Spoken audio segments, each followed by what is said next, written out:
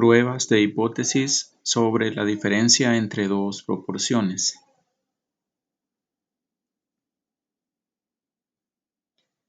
Cuando se desea probar una hipótesis sobre la diferencia entre dos proporciones, se puede emplear la distribución normal si se tienen tamaños de muestras suficientemente grandes.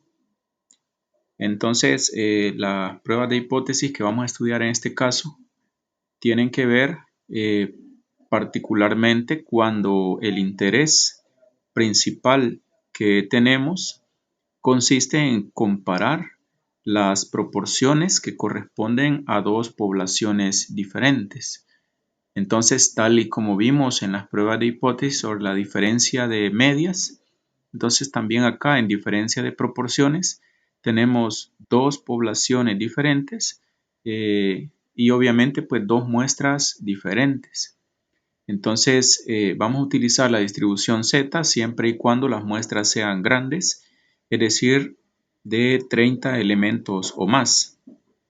Entonces en este caso vamos a utilizar el estadístico Z, como ya mencionábamos, y este se obtiene por medio de esta fórmula, en donde se obtiene la diferencia entre la proporción 1, es decir, la proporción de la muestra 1, menos la proporción de la muestra 2, y todo eso queda dividido por la raíz cuadrada de esa expresión que ahí tenemos, en donde la letra P con la letra C indica proporción conjunta.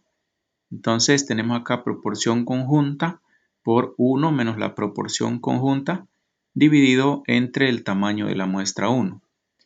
Luego sumamos una expresión parecida a esta que tenemos en la primera fracción, solo que ahora con denominador el tamaño de la muestra 2. Entonces en esa fórmula identificamos estos elementos. P sub 1 es la proporción de éxitos en la muestra 1. P sub 2 es la proporción de éxitos en la muestra 2. N sub 1, el número de elementos de la muestra 1. N sub 2, número de elementos de la muestra 2. Y P con subíndice C es la combinación de las dos proporciones. Luego, como acá hemos visto dentro de esta fórmula, estamos utilizando una proporción que llamamos proporción conjunta. Entonces, esta proporción conjunta surge de un proceso de combinar las proporciones, es decir, combinar los datos de ambas muestras y se obtiene por medio de esta fórmula. La proporción conjunta es igual a x1 más x2 entre n1 más n2, en donde x1 representa el número de elementos que posee la característica en la que estamos interesados en la primera muestra. X sub 2 es el número de elementos que poseen la característica de interés en la segunda muestra. N sub 1 es el número de elementos de la muestra 1 y n sub 2 es el número de elementos de la muestra 2. Junto con eso, como ya hemos mencionado, P con subíndice C significa la combinación de las dos proporciones, que bien le podemos llamar proporción combinada o proporción conjunta. Entonces, estos serían, o más bien estas serían las fórmulas a utilizar en el paso 5, como hemos venido viendo esa secuencia de pasos en las pruebas de hipótesis anteriores. Entonces, nos mantenemos en esa misma base de que vamos a desarrollar 5 pasos y que estas dos formulitas que tenemos en este momento son las que vamos a utilizar en el paso 5 cuando estamos calculando el valor de Z empírico relacionado con los datos muestrales que hemos obtenido.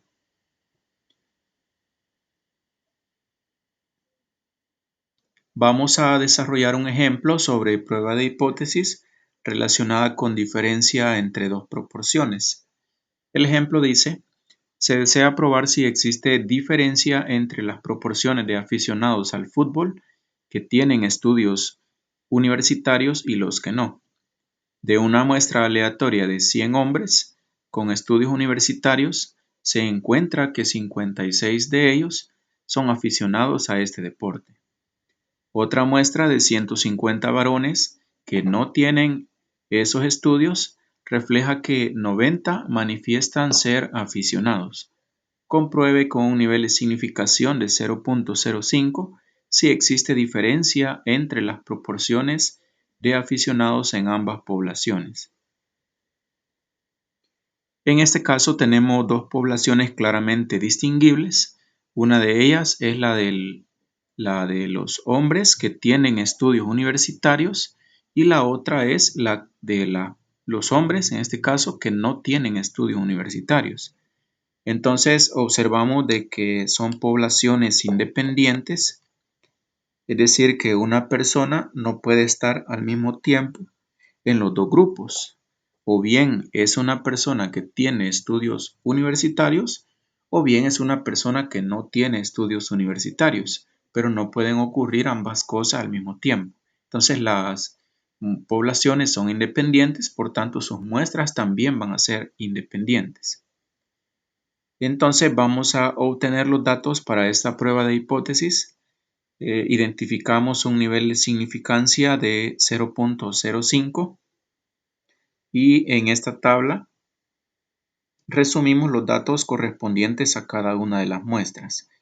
Recordemos que la muestra 1 es la que corresponde a los hombres que tienen estudios universitarios. La muestra 2 es la de los hombres que no tienen estudios universitarios.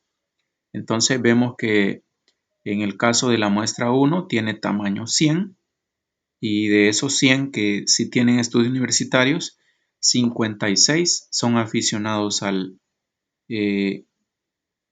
fútbol. Entonces la proporción P minúscula que ahí tenemos formada es una P minúscula porque es proporción muestral. Se forma de la división 56 entre 100, que da 0.56. Es decir, la proporción la formamos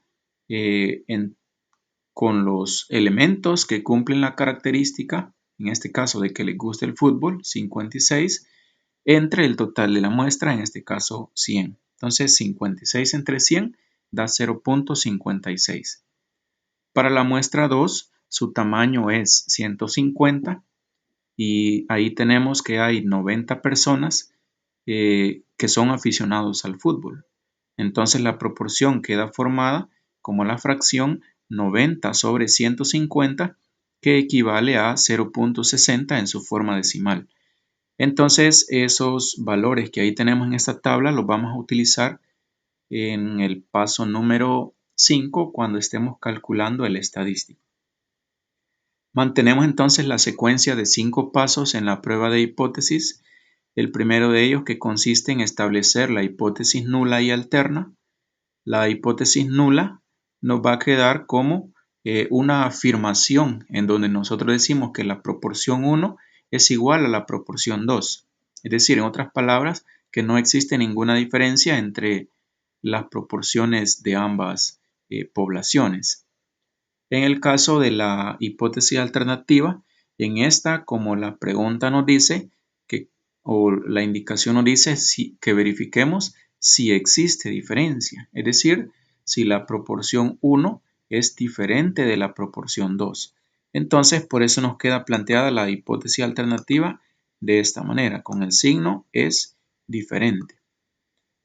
Luego, en el paso 2, seleccionamos el nivel de significancia para nuestro caso 0.05, que ya viene dado en el problema. En el paso 3, seleccionamos el estadístico de prueba. Trabajaremos con la distribución Z porque ambas muestras son lo suficientemente grandes. Luego vamos al paso 4, en donde vamos a tomar en cuenta estos datos que ahí tenemos, principalmente la forma en que está planteada la hipótesis alternativa, que es de diferencia.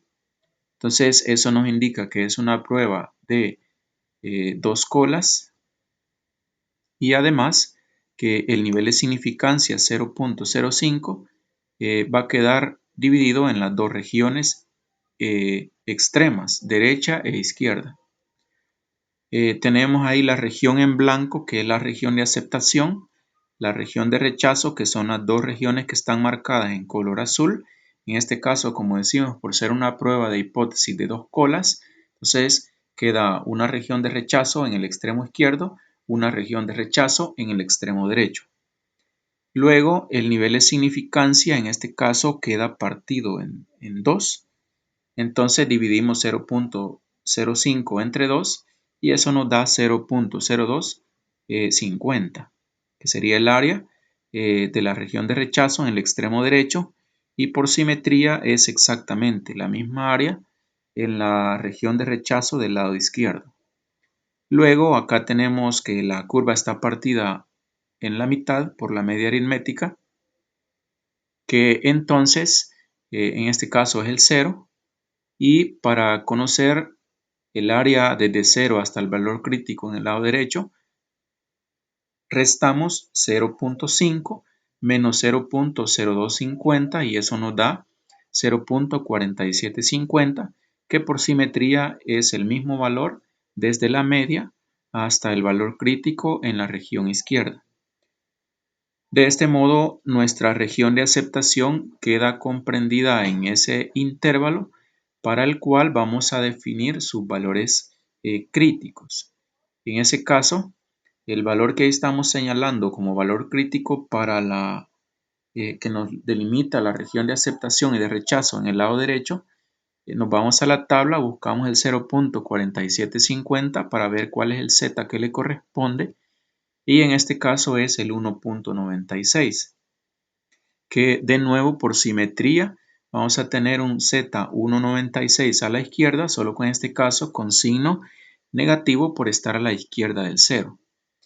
Entonces acá tenemos que en el caso de que el Z que nosotros calculemos en el paso 5 se encuentre entre esos dos valores, entonces nuestro resultado cae en región de aceptación y por tanto tendríamos que aceptar la hipótesis nula si cae dentro de esos dos valores de Z. En caso contrario tendríamos que rechazar. Formalmente definimos entonces la regla de decisión diciendo que se aceptará h sub 0 cuando el Z esté comprendido entre menos 1.96 y 1.96. En caso contrario, rechazamos h sub 0 y aceptamos h sub 1. Vamos entonces al paso 5 en el cálculo del estadístico Z a partir de los datos muestrales que ahí tenemos en la tabla, y vamos a tomar una decisión. Primero vamos a calcular la proporción combinada o proporción conjunta por medio de la fórmula que ya vimos anteriormente. Luego vamos a calcular el estadístico Z. Primero, la proporción conjunta viene dada por la sumatoria del x1 más el x2 sobre el n1 más n2. Entonces, básicamente aquí efectuamos la suma de los correspondientes x. Los elementos que cumplen la característica de interés, en este caso de ser aficionados al fútbol en la muestra 1, que son 56, y acá los colocamos en la fórmula, más el x2, que es la cantidad de elementos que cumplen la característica de interés en la muestra 2, o sea, aficionados al fútbol en la muestra 2 son 90, y en la parte de abajo sumamos los respectivos tamaños muestrales, que son 100 y 150. Luego, al efectuar esa operación, nos da que la proporción combinada o conjunta es 0.5960. Con este valor, entonces, ahora vamos a calcular el estadístico Z por medio de esta fórmula. Entonces, de igual manera, acá nos vamos a la sustitución directamente, en donde vamos a saber que P sub 1 es la proporción en la muestra 1, o sea, 0.56, y P con subíndice 2 es la proporción en la muestra 2, que en este caso es 0.6 o 0.60. Entonces ahí efectuamos las sustituciones correspondientes y de igual manera en la parte del denominador nuestra proporción combinada es 0.5960. Entonces ahí la colocamos. Vemos que esa proporción se utiliza varias veces en esta fórmula. Entonces la sustituimos ahí todas las veces que corresponda, y en los denominadores acá tenemos los tamaños muestrales N1, N2, para nuestro caso 100 y 150. Al momento de ingresar estas operaciones en la calculadora debemos tener el cuidado en el manejo de la raíz cuadrada, de manera que ambas fracciones queden dentro del signo radical. Entonces, ese es un cuidado que debemos tener. Entonces, si desarrollamos esa operación, eso nos da que el z equivale a menos 0.63. Entonces, con este valor que hemos calculado empíricamente, procedemos a compararlo con los zetas definidos en el paso 4 para la regla, y en donde se nos dice que vamos a aceptar h sub 0 si el z que calculemos esté en este intervalo de menos 1.96 a 1.96. Vemos que efectivamente el valor cae dentro de este intervalo. Sin embargo, para hacerlo más práctico lo podemos visualizar en la gráfica y ese menos 0.63 lo podemos observar o lo podemos ubicar y vemos que, por ejemplo, ese valor se encontraría más o menos por acá, una forma aproximada, lo que significa que este valor queda en región de aceptación y por tanto nuestra decisión final debe ser aceptar la hipótesis nula y por tanto rechazar la alternativa. Entonces esa va a ser nuestra decisión. Aceptar h sub 0 y cuando decimos que aceptamos h sub 0 lo que estamos aceptando es lo que hemos formulado acá en la hipótesis nula, que la proporción 1 y la proporción 2 son iguales. En otras palabras, que no existe diferencia en la proporción de ambas poblaciones. Entonces, el estudio en nuestro caso para el interés era si la proporción de aficionados al fútbol era igual, en este caso, tanto en personas que tuvieran estudios universitarios como en personas que no tuvieran este tipo de estudios. Entonces acá lo que se verifica por medio de esta prueba de hipótesis es que no existe diferencia en esas proporciones.